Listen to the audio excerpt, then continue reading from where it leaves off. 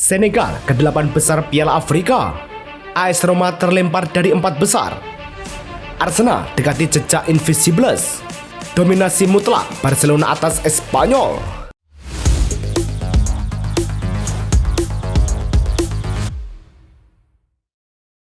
Halo Soccer Mania, kembali lagi di Blessing Soccer News. Kali ini kami sudah siapkan berita-berita terbaru seputar dunia sepak bola. Tentunya untuk kalian semua, selamat menyaksikan. Senegal versus Sudan di babak 16 besar Piala Afrika berlangsung di Tangier Grand Stadium. Sudan unggul lebih dulu pada menit ke-6 lewat Amar Abdallah. Senegal menyamakan kedudukan menjadi 1-1 di menit ke-29 melalui Pape Gueye. Pape Gueye kembali mencetak gol pada menit ketika injury time babak pertama. Di babak kedua, gol ketiga baru hadir di menit ke-77.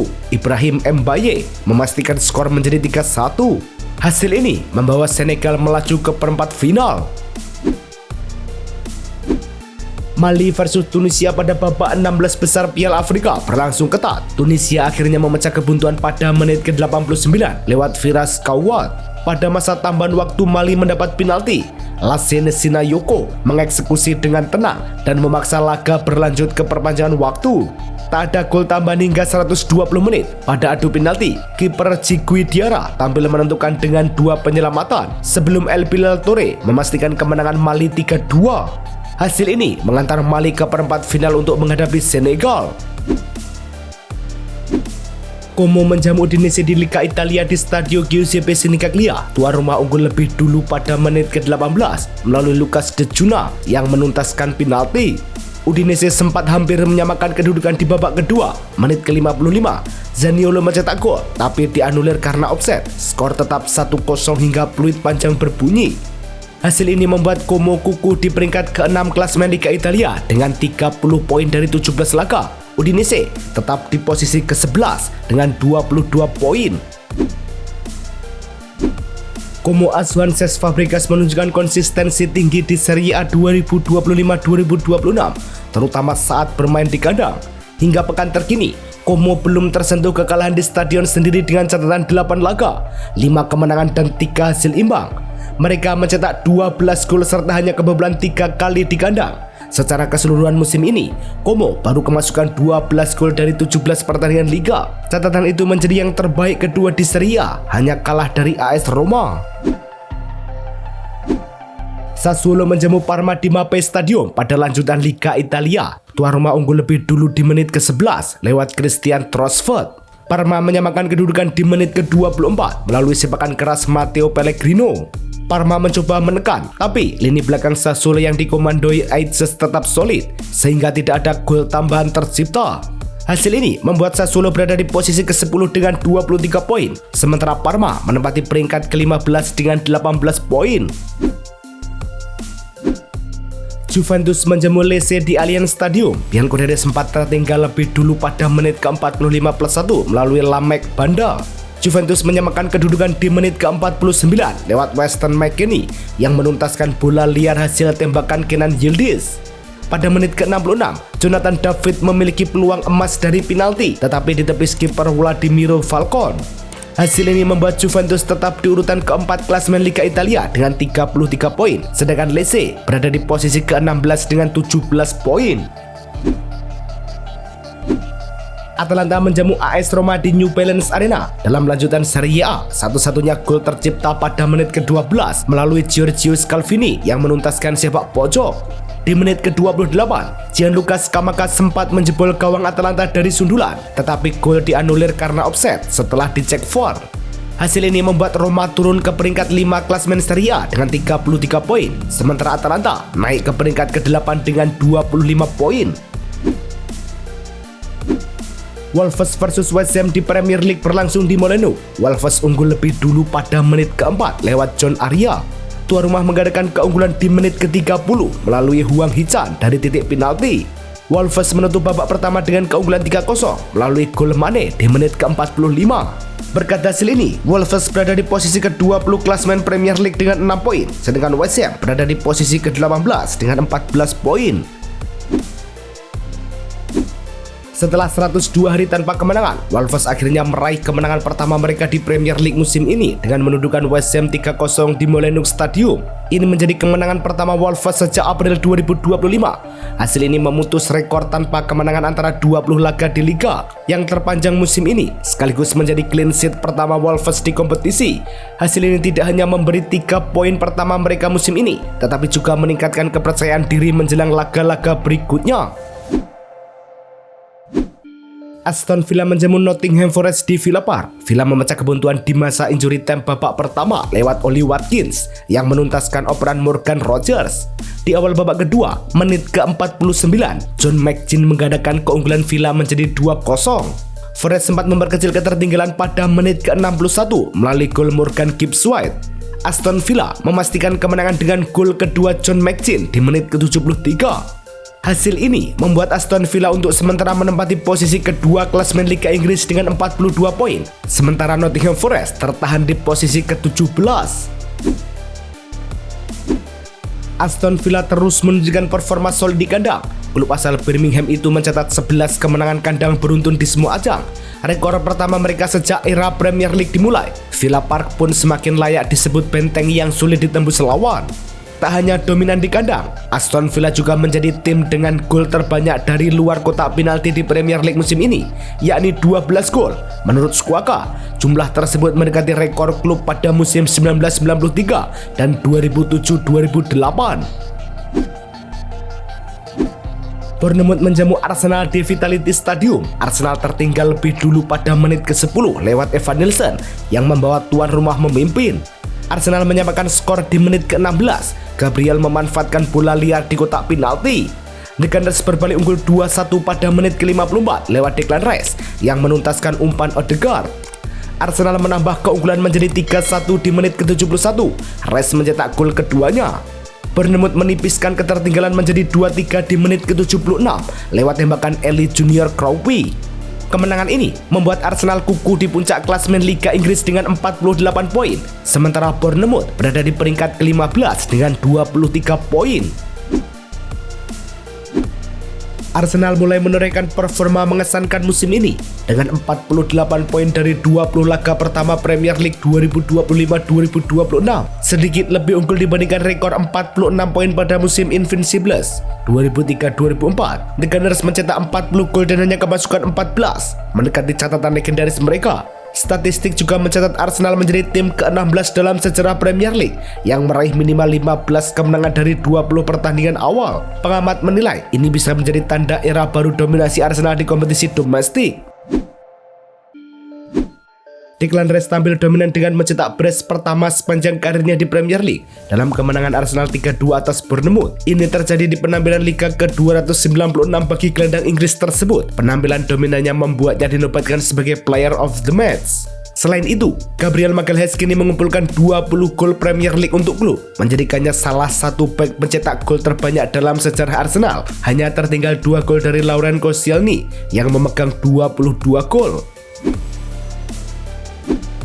Chelsea menjamu Villarreal di Estadio Martínez Valero. Villarreal unggul lebih dulu pada menit ke-5 lewat Alberto Moleiro yang menuntaskan umpan dari Georges Mikautadze. Mikautadze mencatatkan namanya di papan skor di menit ke-15, membawa tim tamu unggul 2-0. Chelsea memperkecil ketertinggalan menjadi 2-1 pada menit ke-32 melalui Martin Neto. Akhirnya, Villarreal memastikan kemenangan 3-1 pada menit-menit akhir lewat Alfonso Pedraza. Berkat hasil ini, Villarreal berada di posisi ketiga klasemen La Liga dengan 38 poin, sedangkan Chelsea berada di posisi ke-9 dengan 22 poin.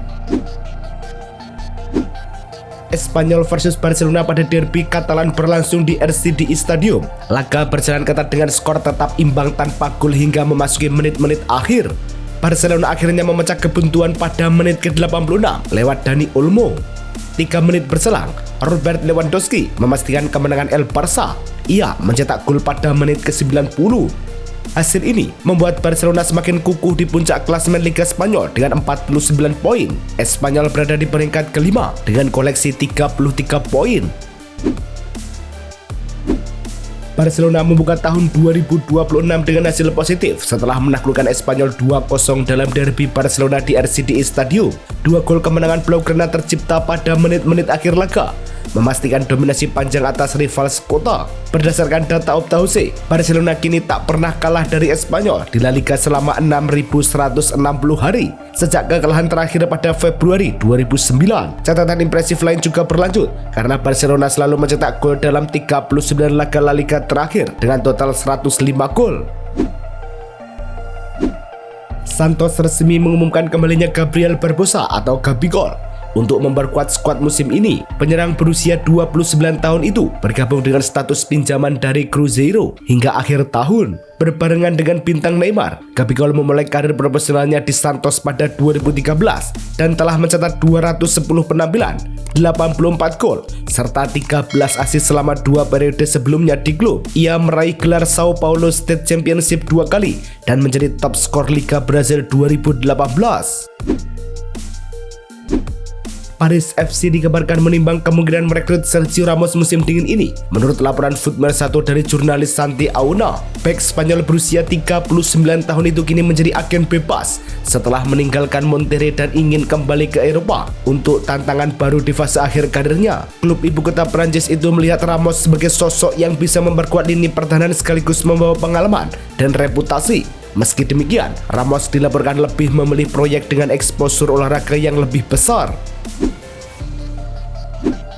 Clayson Bremer mencetak tonggak penting dengan tampil ke-100 kalinya bersama Juventus saat menghadapi Lecce di Serie A. Bek asal Brazil berusia 28 tahun ini bergabung dari Torino pada 2022 dan sejak itu menjadi andalan di lini pertahanan Bianconeri.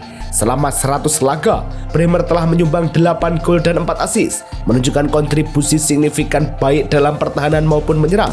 Data ini menegaskan peran vital Bremer dalam skuad asuhan Luciano Spalletti. Juventus berencana mengamankan masa depan Keprem Thuram dengan menawarkan perpanjangan kontrak hingga 2030 sekaligus menaikkan gajinya. Menurut laporan Tuttosport, gelandang Prancis kelahiran 2001 ini menjadi salah satu pemain dengan bayaran terendah di skuad Juventus, sekitar 2,2 juta euro per musim. Klub ingin menaikkan gajinya menjadi sekitar 3,5 juta euro untuk menahan minat dari klub luar negeri. Juventus menegaskan Thuram akan tetap menjadi pemain kunci dan tak tergantikan di Turin.